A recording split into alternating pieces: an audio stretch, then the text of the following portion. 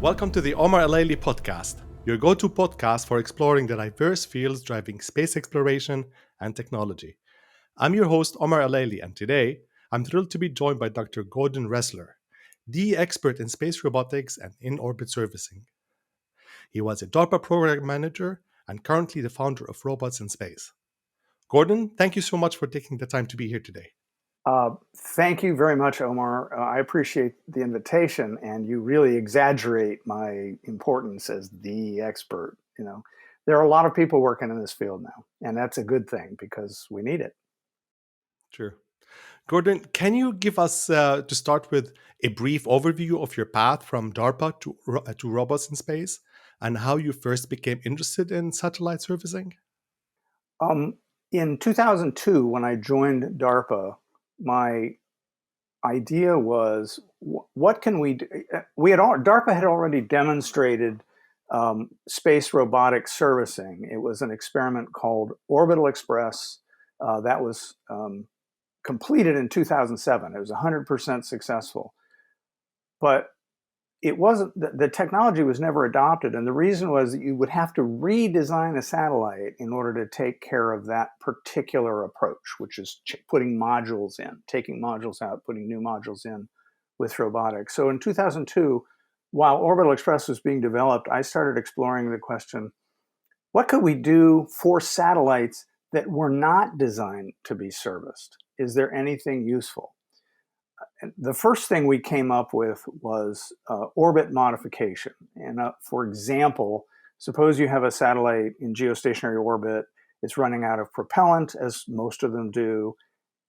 You could allow it to finish using up the propellant, give it an extra year of lifetime, and then have a robotic tug come and take it into the graveyard. So we started exploring that idea in 2002. In 2005, we did a successful laboratory demonstration at the US Naval Research Laboratory that showed a completely autonomous robotic docking. And at that point, DARPA funded the development of a flight qualified robotic arm that was developed by a company in Pasadena, California called Alliance Space Systems. And then in 2014, DARPA, you don't get to stay at DARPA forever. I was there for 4 years. In 2014, they asked me to come back to DARPA and this time take all that technology and turn it into a flight program, which was RSGS, Robotic Servicing of Geosynchronous Satellites. The result of that program was a robotic payload, 2 robotic arms, 16 cameras, computers, interfaces for attaching tools, all this sort of stuff. And that module has now been delivered to the DARPA's commercial partner, which is Northrop Grumman, and it will be integrated onto one of their Geostar 3 buses, and that will be sent to orbit next year. So that was a 20-year journey. When I retired in 2018 and started expanding from just robotic servicing to thinking about what else do we need? What do we need to really kickstart the space economy? And that was when I founded Robots in Space. I've consulted several companies, government, academia, and it's a bigger picture than just servicing, and it's all about logistics. Yeah. So, reflecting on your journey, what were some of the pivotal moments or events that early on solidified your commitment to advancing in space infrastructure and robotics?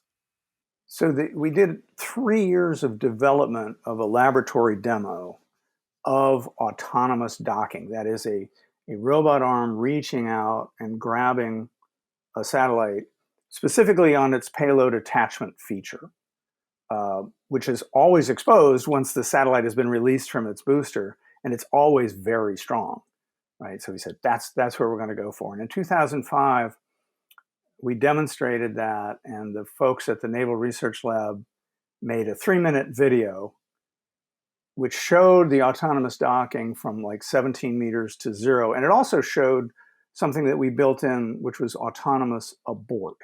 That is, if the customer satellite moved in an unexpected way, the robot would automatically back out and the satellite would automatically back out without any human command, which is very important because you have time delays and communication dropouts and operator misperception. So when that success happened, things started rolling along, you know.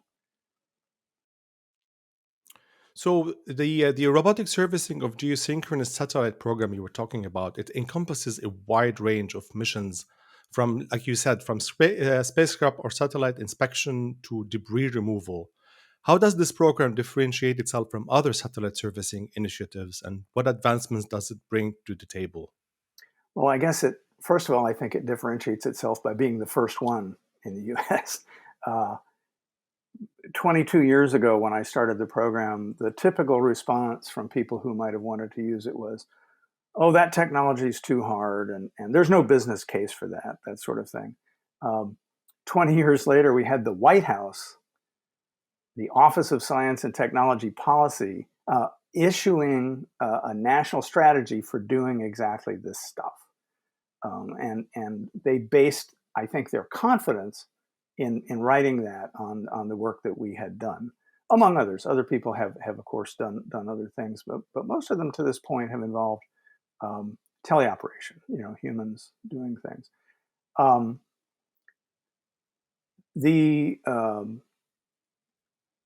the one mission of orbit modification requires very strong robotic arms because you're talking about docking two multi-ton spacecraft together.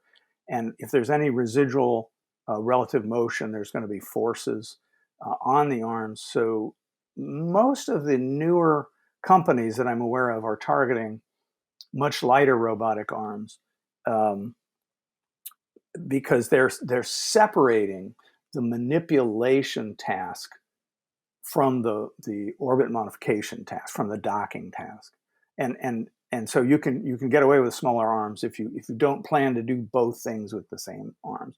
Also, if you have a smaller vehicle, not a 5-ton robotic servicer, then the arms can also be smaller in that case. Um, we did not require, though, any modification, any fiducials, any special interfaces or anything like that. Most people are following that lead, um, but I think we were the ones to really demonstrate that was feasible, that there was value there. Right? That's the whole question about this: is there value? And I think we showed pretty convincingly that there is. One of the missions that we chose was adding payloads to the exterior of a geosynchronous spacecraft. Those could be space situational awareness, they could be space weather, they could be new communications. I mean, there's a whole host of things that those could be. And there is one company that's developing one right now. The name of the company is Catalyst Space Systems with a K. And they're funded by the Defense Department to build a module with a camera in it, and that will provide an in-space test and training range. So they'll dock it, the RSGS, Northrop Grumman's vehicle, or another vehicle that hasn't been decided yet, will emplace it on a geosynchronous satellite, and it will look out into space, and other vehicles can get in there and maneuver and do operations and that sort of thing. And so you'll have an external observer. So it's a really brilliant concept, and it shows the value of externally attached payloads. But there's lots of other concepts that are also going to come into fruition here shortly. Once you go to geosynchronous orbit, then you can also reach Lagrange points and Yeah, you don't need and much then more propellant at that point. work. Yeah. So let me ask you this. NASA has its own in-orbit servicing project called OSAM-1, which Mhm, stands for On-Orbit Servicing Assembly and Manufacturing. mhm. However, the OSAM project lately faced significant technical and financial challenges leading to its cancellation, despite a budget extension in 2026. Recently, NASA and DARPA, if I remember correctly, signed an interagency agreement for NASA to share expertise with the OSAM, from the OSAM project to DARPA's RSGS program. How do you envision this partnership accelerating the development and deployment of in orbit servicing and technologies? So, as you pointed out, there are other programs, commercial programs to develop servicers. Uh, Both of these organizations, DARPA's principal technical agent for the RSGS program was the U.S. Naval Research Laboratory. NASA's principal technical agents is the Goddard Space Flight Center in Maryland. Interestingly, they're only about a half an hour apart by car, so they know each other. They work together very well.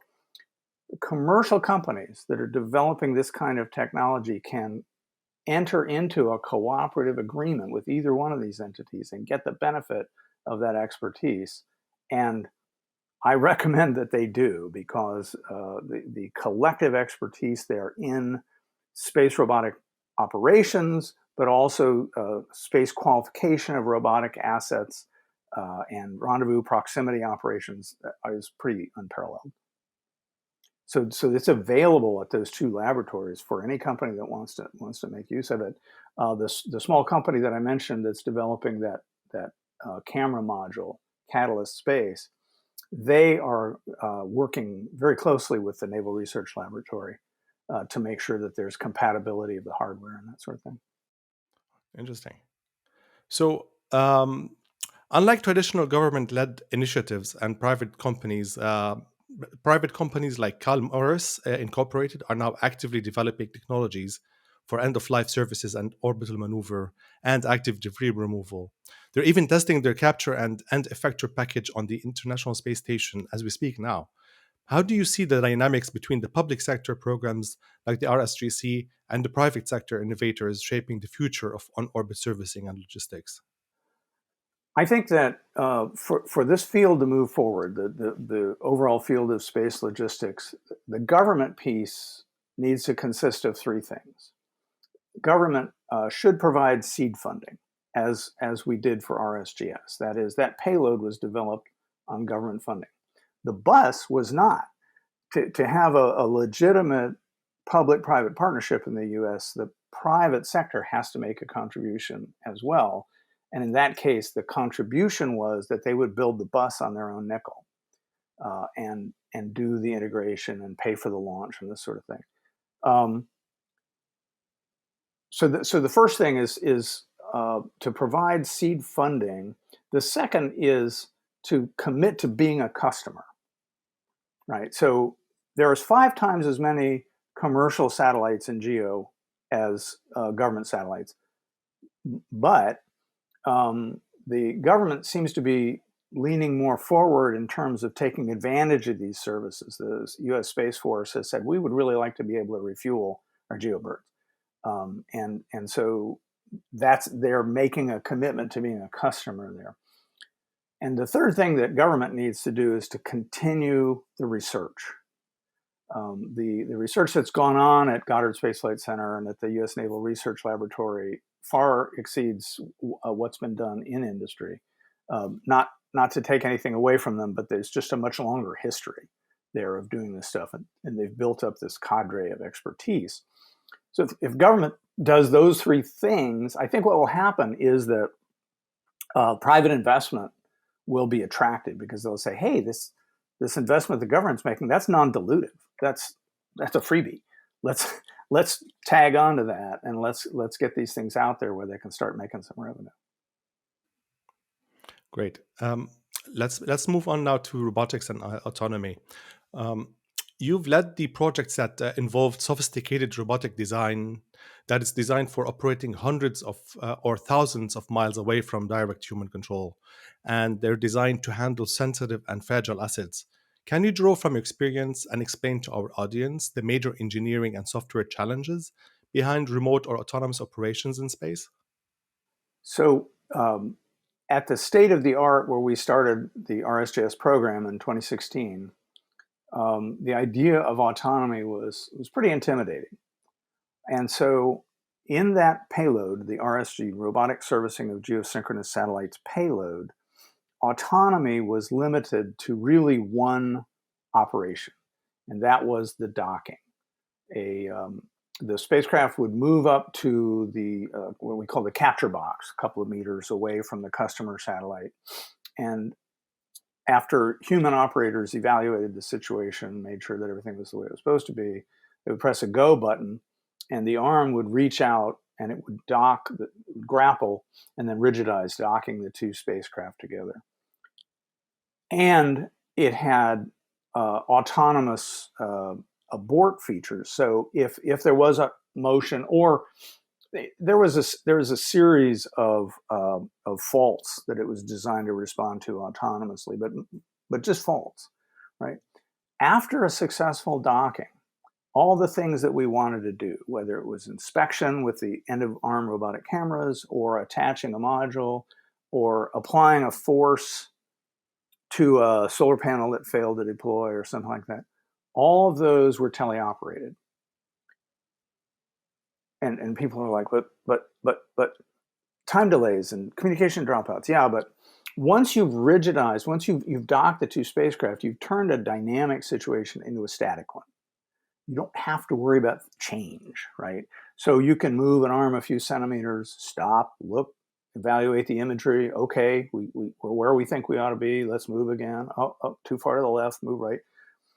And developing autonomous software to deal with the variety of things that you might encounter. For example, I want to help this solar array deploy. I want to extend a tool on the end of the robotic arm and apply a couple of newtons of force, which is usually all it takes. Where do I put that probe? I have to do some mechanical analysis to make sure I understand that. And then if I wanted to automate that process, how long would it take me to develop that software while I'm sitting here docked with the customer satellite? So most other operations, and I think this is actually a pretty sensible approach even going forward, simply because of the time it takes to develop the autonomy software. It took a long time to develop the autonomy software for the docking that I talked about. It's optically guided. And so you have to make sure you get that right. And if you're docking with something that's as featureless as a Marmon ring, it's just a circle, right? Where do I want to grab it? And what does that image look like? And how do I program it to recognize that image? So in the RSGS program, autonomy is limited to that docking step. Can I see greater use of autonomy going forward? Well, let me just say that the space operations community and space insurers are very conservative, right? So there would be a requirement for very extensive ground validation of any automated, as we did for RSGS for that docking. We continued to validate that over and over for years to make sure we got it right under different solar illumination conditions, different geometries and all this sort of stuff to make sure that we got that right. So anything else you're going to automate, I must sound like this old guy who doesn't like automation, and that's not true, but there is a V&V approach that's required that is very extensive. Yeah, I think now NASA is putting up has 3 robots at the Astrobees up on International Space Station for people who are doing docking to do software analysis in a controlled microgravity environment. Right. We haven't even reached to do it in actual vacuum. So yeah, true. And the data from Astrobee will be very helpful for future autonomous operations. But notice that Astrobees themselves are small enough they can't hurt anything. You're talking about a 5-ton spacecraft with 88-kilogram arms. Significant care is required. Mm-hmm. True. Okay, so where do you see robotics in space 10 years from now? Will we have large scale assembly operations by then, or is that still futuristic? I think first of all, let me put in a plug for just good old logistics. When Fred Smith wrote his paper at the Harvard Business School on FedEx, he got a C-, right? It's just logistics. It's not, and now let's look at what we have. The thing about logistics systems is really, if you build it, they will come. There will be people that will say, let's say someone who plans to develop lunar resources, not for lunar surface applications, but let's say in orbit applications, like building structural components for space solar installation or something like that. If every company that wants to do lunar resource exploitation has to develop its own logistics system, 90% of them just won't, it's too hard, right? If there was one reliable Earth to Moon and everything in between, geo and Lagrange points and all that sort of thing, logistics system, then people could start developing some of these new ideas with greater confidence. Now, since you mentioned robotics, what is the key advantage of robotics in a space logistics system? It's adaptability. So I don't have to put a standard interface on everything that I want to move around. Robotics can handle things of different sizes, of different geometries.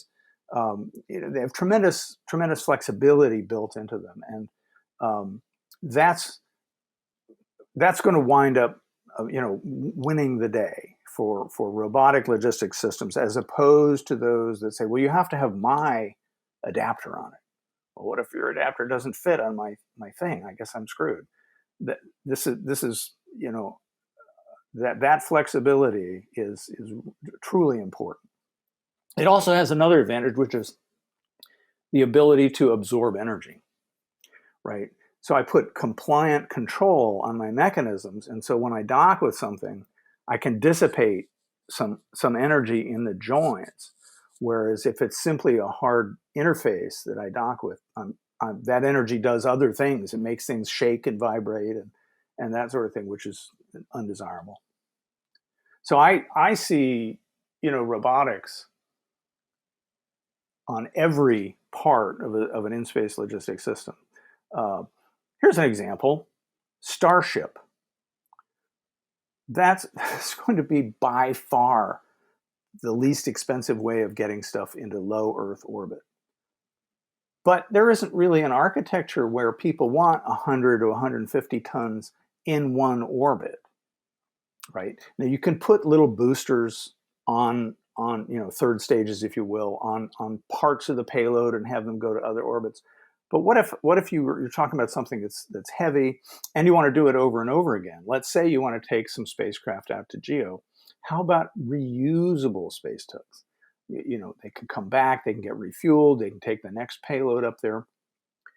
There's an analogy here, and I share it with a company called Argo Space that's looking at doing a space logistics mission. Specifically, this one that I talked about, taking things from Starship to other orbits. The analogy is the cargo ship, the big container ships like the one that got stuck in the Suez Canal a couple of years ago. Those are by far the cheapest way of getting things from, Shanghai to Los Angeles or whatever. But at the end, at the debarkation port, there are trucks and trains to move that stuff to their final destinations. To get maximum value out of Starship, people ought to be developing the trucks and trains to take the cargo in pieces out of Starship to other orbits. Now, Starship has a lot of uses. Starship is going to be deploying Starlink. It's going to be deploying the V3 Starlinks, which are like 2-ton spacecraft. So a Falcon 9 could send up 6 of them. Starship can send up 60. It's going to be, there's going to be a variant for the lunar human lander, and the refueler that has to refuel the human lander before you go up there. And so there, and the 1 hour New York to Australia to Sydney trips. The suborbital thing is really interesting too. Yeah, it is and interesting too. Of course the Mars variants. Mm-hmm. But I still believe that, and of course, poor SpaceX has got to bring in the engineering talent to work on each one of these things and these specifics that differ from variant to variant. So they got a big engineering challenge ahead of them, which they will solve because they're SpaceX. But I still believe that there's going to be a cargo delivery capability that everyone's going to want to use, and so the space logistics system can connect to it. That's and so shouldn't Starship have a robotic arm in it? Or maybe not. Maybe it just has a dispenser, and the robotic arms are on the tug or the transport vehicle that's going to take things to other orbits. But one way or the other, I expect to see that. Obviously, we're going to have robotics on the lunar surface, right? In 1990, there was a NASA report. It was called Robotic Lunar Surface Operations. 1990. They started working on this, and there was a large team that worked on this report, asking, gee, what could robots do on the lunar surface that would be useful? And very shortly into the research, they realized, wait a minute, we're talking about extended human habitation. You can't have that on the lunar surface unless your habitat is shielded. You can't, that people will die. So they said, that's what robots can do on the lunar surface. They can dig up the regolith and shield that habitat. And they also realized you can't just push regolith up against the habitat. You have to have access to the exterior of that habitat for maintenance and repair and inspection and all that sort of thing. So they developed a whole concept for bagging regolith, building a structure over the habitat, and placing the regolith bags over it. 1990, brilliant report. And then 4 or 5 years ago, JPL did an update, and they built a model. And anybody that has a robotic lunar surface concept can evaluate it using this evaluation format that they came up with. It's important to do that. So a lot of places for robots. Yeah, actually, this leads me to the next question because, like you're saying, NASA did a lot of research. One of them, most recent one in 2022, was the design analysis for lunar safe haven concept. And they're increasingly incorporating robotics using, like you said, specialized rovers for tasks such as regolith mining, in situ resource utilization. However, at the same time, here on Earth, we're witnessing the development and adoption of humanoid robots like Tesla's Optimus, the Figure One robots, Boston Dynamics robots, and lately the Aptronic AI-powered humanoids, which have partnered with Google's DeepMind.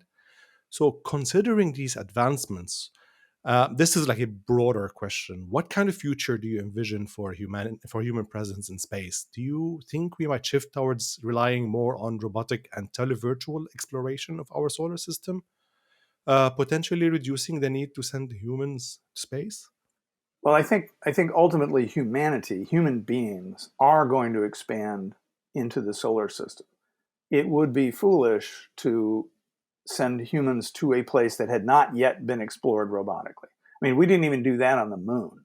I mean, we had the Russians sent their Luna vehicles, and we sent surveyor vehicles onto the lunar surface. So we knew, for example, that you weren't going to get swallowed up by a pile of soft regoliths, right? We knew that the surface was relatively strong and that sort of thing.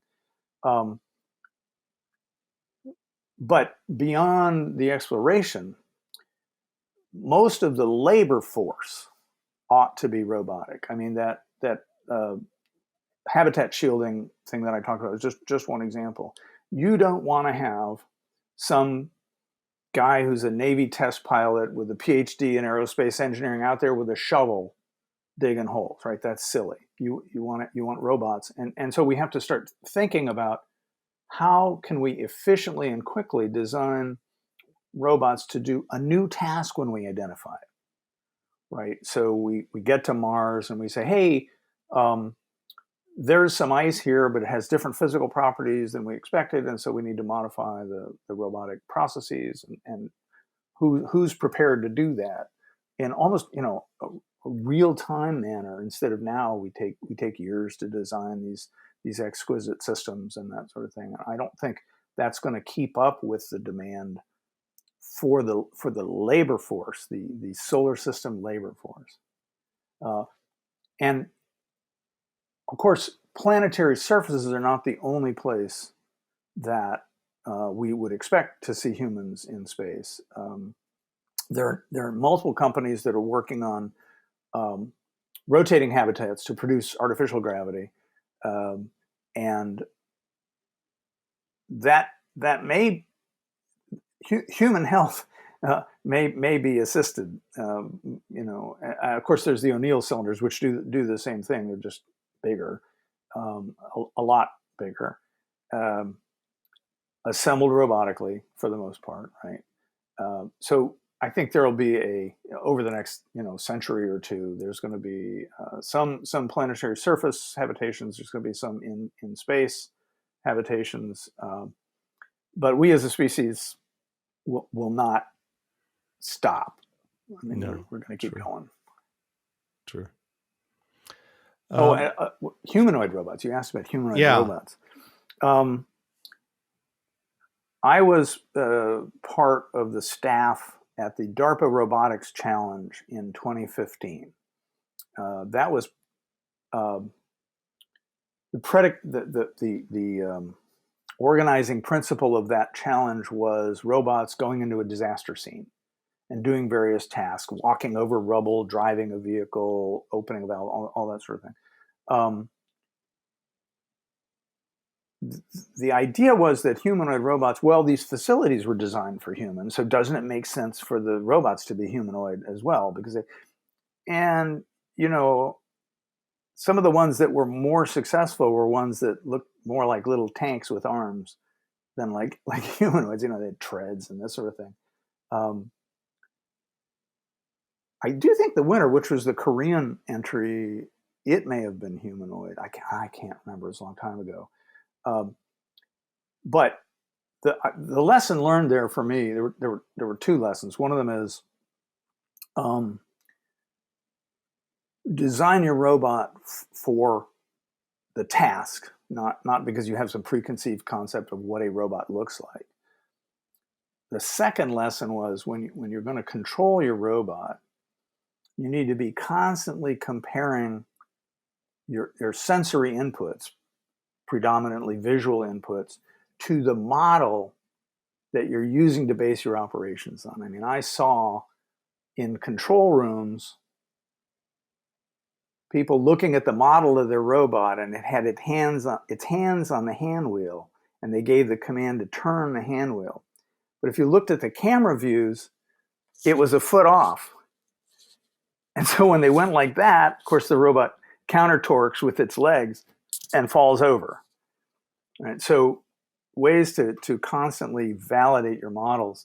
And that is an excellent role for AI. Just have it look at all the sensory inputs you're getting, compare them to your model, and raise a flag and say, hey, there's something that I didn't, here's something floating in this image that's not in our model. What is that? Is it just a piece of MLI, or is it a solar panel that came off, or what so this is something that I would hope that people would develop extensively, would be decision aids, AI-based decision aids that can help the operators. Probably triangulation, more. Sorry? And triangulation hardware that deployed over grid so that they can recognize their surrounding. And so probably you can't rely completely on the robot to see everything and analyze everything. So you have to have extra sensory input from observers. Yeah. So actually, I'm working with the University of Cincinnati right now in a strategic space technology initiative funded by the Space Force. And they have a concept for deploying a very small spacecraft like a CubeSat to give an off-axis view when servicing is going on. You can develop stereo imagery that way. You can see around obstructions and this sort of thing. This is part of an extensive robotics research program, five-year long program, but it's a really exciting concept. Okay, so on-orbit servicing has the potential to significantly reduce costs by extending the lifespan of satellites. Can you elaborate on how this economic model compares to the traditional approach of launching replacement satellites, and what added value it could bring to both commercial and government sector? Well, you may know that Northrop Grumman is flying 2 mission extension vehicles that are coupled to Intelsat satellites to provide orbit maintaining propulsion for those satellites, which extends their life. So they're Intelsat is getting revenue from satellites that otherwise would have had to been sent to the graveyard.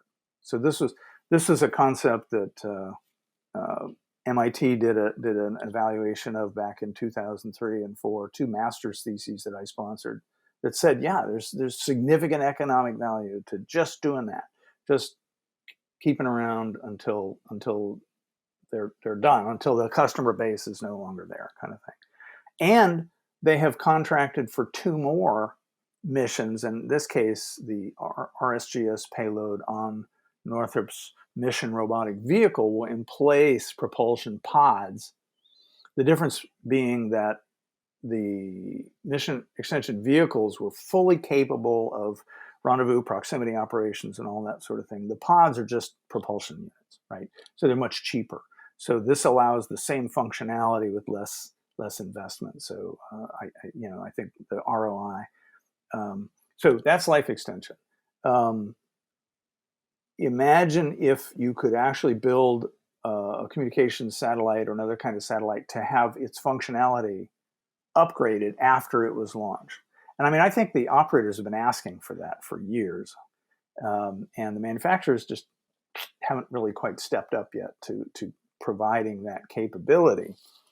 But since customer bases do change on the Earth, if you could keep up with that by modifying, the communications payload, the processors, and whatever, we do it on Earth. We aircraft are constantly getting new modules put in for whatever communications processing and all that sort of thing.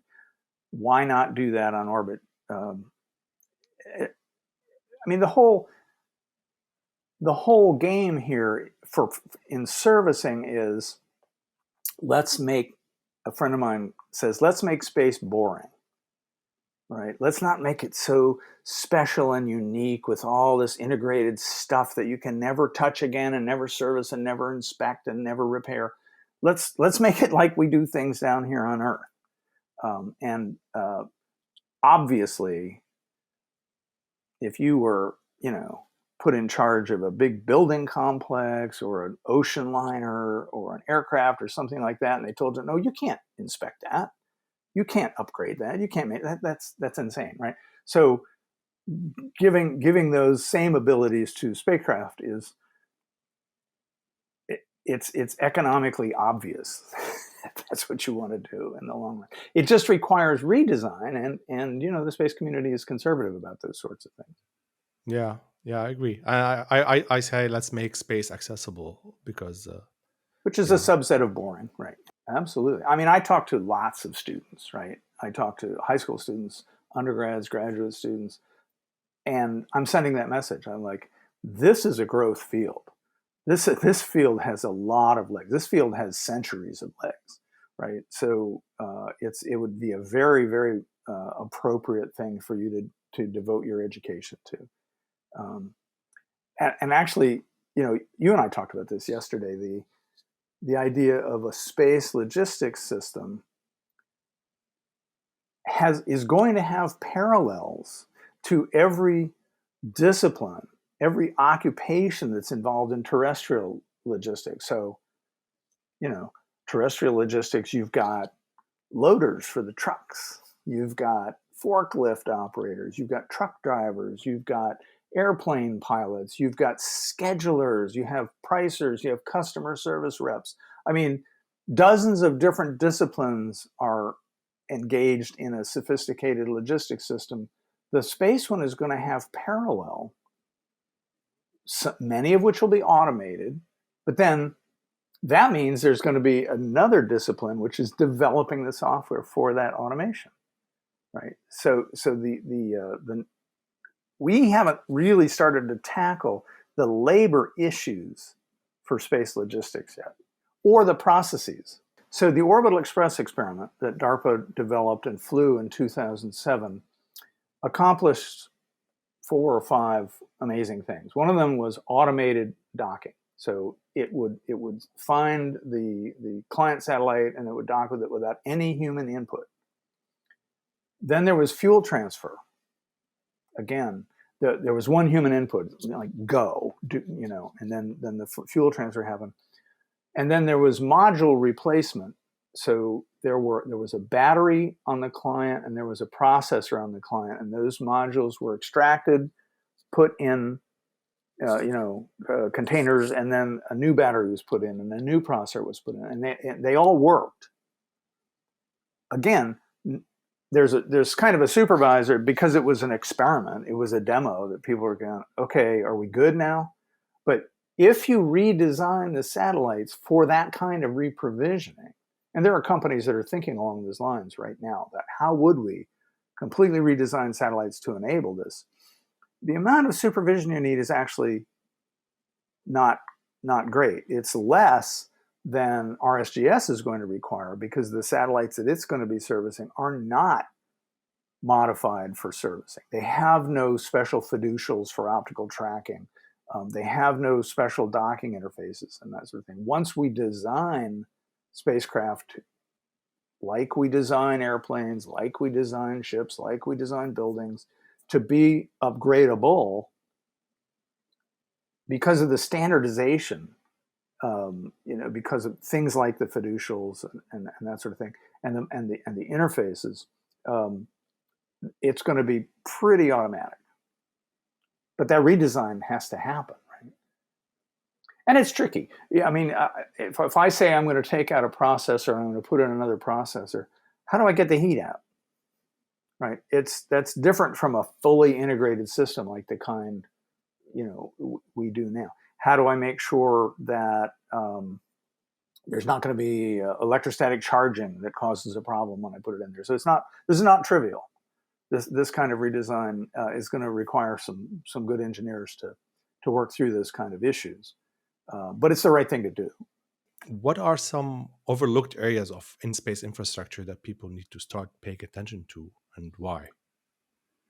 So SpaceX has proved that reuse of first stages makes economic sense. They're about to prove with Starship that reuse of second stages makes economic sense, right? Okay. So I think that a fully in space, like your Eden Prime, a fully in space transfer vehicle that can be refueled also will be shown to make economic sense. How do we get the fuel up? Do we have depots? Where do we put them? And that kind of thing. The development of that architecture, I think, needs some attention.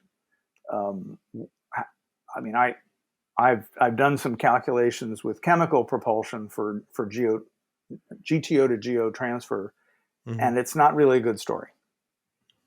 The reason I focused on chemical was who would believe in the economics of a logistics system where the transfer times were measured in months, right?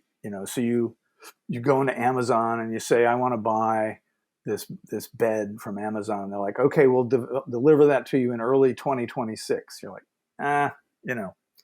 But if we're relying on electric propulsion, which has very low thrust, therefore very long transfer times, that's what you're looking at. So the long-term answer is nuclear thermal propulsion, which has it has both very high specific impulse and very high thrust. So now we can have transfer times of hours or days, and that's a believable logistics system, right? So you can go to GEO and back, bring some more hydrogen up, do it again, that's a serious logistics system. Anything else isn't all that interesting if you're talking about transfer, especially because some of when we start putting humans on the moon, for example, sometimes we're going to have to rely on out of sequence deliveries. If there's an emergency, waiting for something to spiral out there with electric propulsion and that sort of thing is not going to answer the mail. That's why I'm an advocate for creating distribution hubs. If you have a distribution hub in lunar orbit. I read Scott Kelly's book Endurance about his year on the International Space Station, and what got my attention. I mean, the whole thing got my attention. I mean, it was an enormous triumph of human achievement. But what really got my attention was the amount of time that he spent repairing the carbon dioxide removal systems. Now, I began my career as a nuclear submarine officer, and we had carbon dioxide removal systems, and we had to spend a lot of time fixing those. Um, but sometimes we'd have to get a spare part. You know, if you're on your way to Mars, that's not a good story. And people, well, I'll bring all the stuff I need. Are you sure? Are you sure? So, distribution hubs in some, whether, they're probably in, I don't know, a Lagrange point and then low Mars orbit or something like that. But we need to connect them together with vehicles that are responsive. Gordon, you've often spoken about the space superhighway as a key component for advancing our presence in space. For our listeners who might be new to this concept, can you break down what the space superhighway involves and update us on how far we've come in bringing this concept to life? Absolutely. So, space superhighway is really no more than a space logistics system with a couple of additional parts. So transfer vehicles, but also fuel depots and parts depots and that sort of thing. And platforms where we can bring payloads, whether they're scientific or communication or test payloads or whatever, because that is a market in itself. By having a platform in orbit where you can just bring a payload and hook it in and test it, like we do on the International Space Station, you provide tremendous value to the, in terms of the data that you get to the developer of that payload, but you've also taken a huge financial burden off of them, because now I didn't have to take that payload and build a complete satellite out of it. It's just a payload, and I plug it into a platform that provides attitude control, communications, power, thermal management, and this could greatly accelerate the development of components and subsystems and systems. You could also host payloads that people really want to have up in space, but they just can't afford to build a satellite for. For example, meteorological payloads. I mean, there's the forecasters are always asking for more information, more data, and that sort of thing. And the GOES satellites, which are pretty amazing, multi-sensor, multi-optical band systems and that sort of thing, don't have an infinite amount of room on them, right? So if somebody wants a sensor to look at the methane band and whatever. I mean, I'm not a meteorologist, but you could put these on some other platform, test them. I mean, one thing you want to make sure is that if you're building something like GOES, it's $3 billion a shot or whatever they are. Yeah. That the stuff is already very mature, right? That is not the place to be doing research. Yeah. So that's the advantage of having part of the superhighway, having places where you can take things and test them inexpensively. Okay. It's another question whether you want to bring stuff back down to Earth. Then you have to have reentry vehicles like Varda has demonstrated in those kind of things.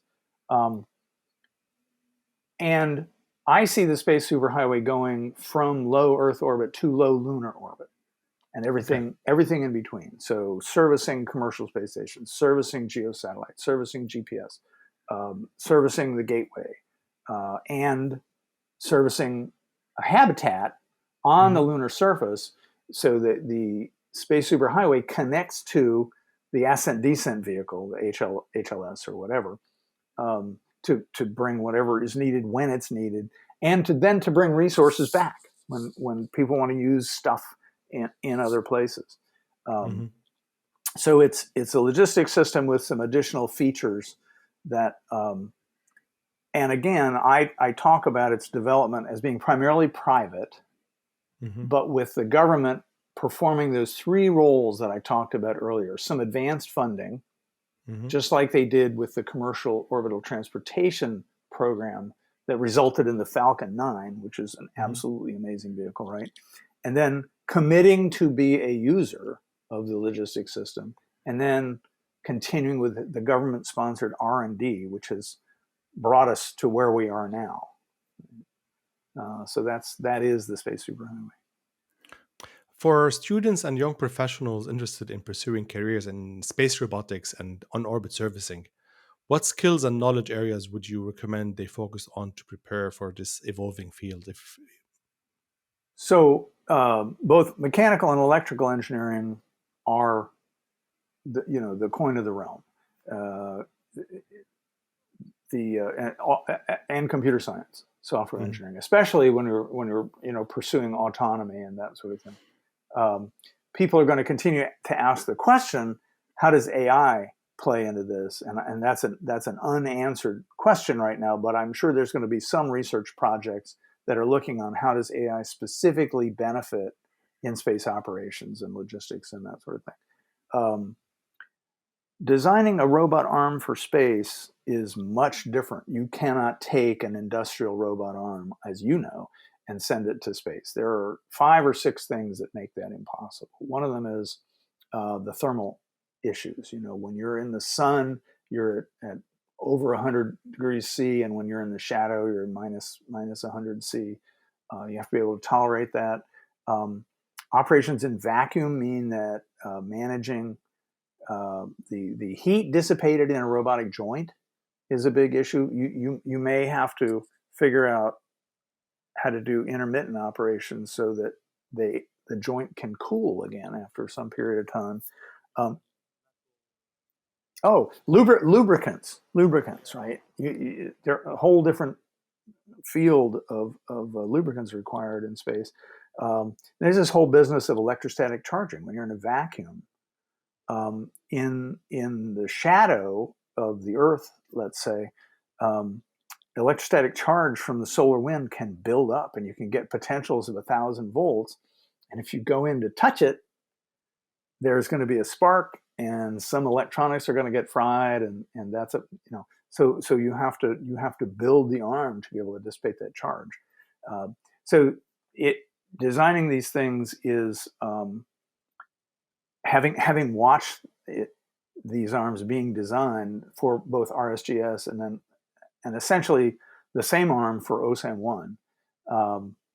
I'm just amazed at how they managed to solve all these problems.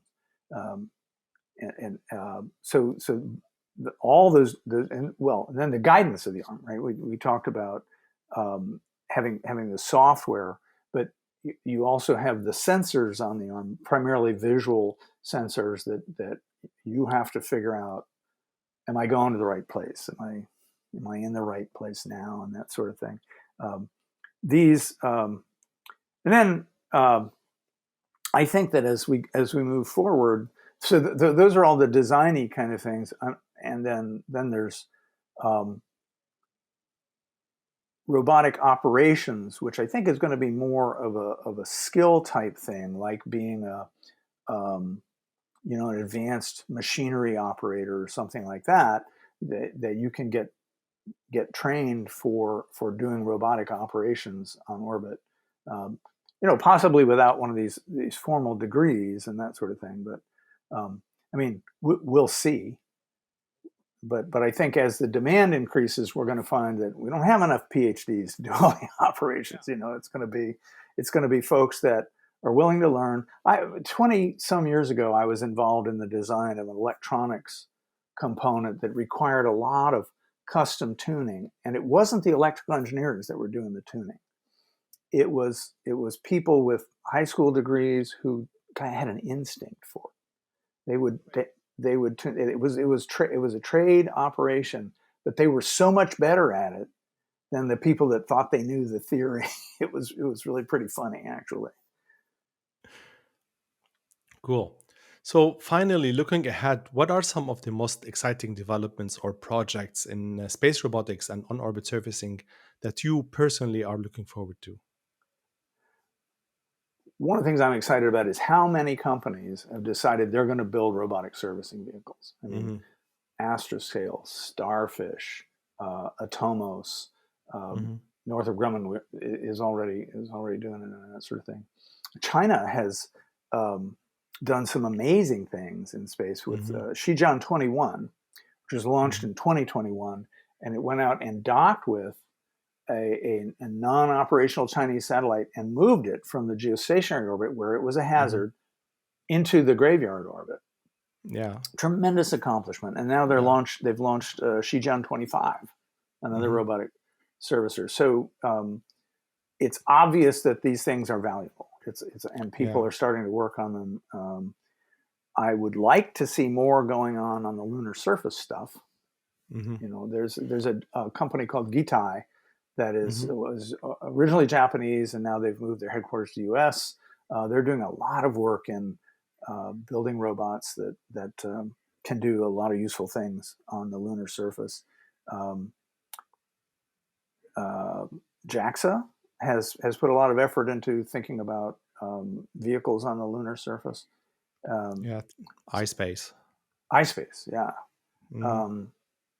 And we're going to be testing some of these things out in some of the NASA's commercial lunar payload services program, the CLIPS program. Some of those will carry small rovers up to Mm-hmm. the moon, and one of the early ones is going to test a cell phone station Oh, up there. They'll have okay, a cell cool. phone thing on the lander, and they'll have a cell phone thing on the rover, and they'll move it around. And I think it's Nokia that has put that together. Okay, that's interesting. Yeah. I mean, there's a lot to be done. There's a lot to be Yeah, done. yeah, true. Before we wrap up, is there anything else you'd like to share with our audience? Any upcoming events, initiatives, or resources they should know about? Um, there's so many. I don't know which one to pick out and No, say, oh, like personal. Do you like? It's like a. Do you want to plug something? no. No, I'm yeah. actually trying to retire. It's not working, but I'm trying. Okay. So that's the last thing I want to do is plug something. Okay, Gordon, it's been an enlightening conversation. Thank you so much for sharing your insights and It's been a lot of fun, expertise. Omar. Thank you for I'm having sure, me. Yeah, yeah, I'm sure our audience will greatly benefit from your knowledge and from your hope expertise. so. And to everyone else listening, this is Omar Alayli, and thanks for joining us and keep exploring.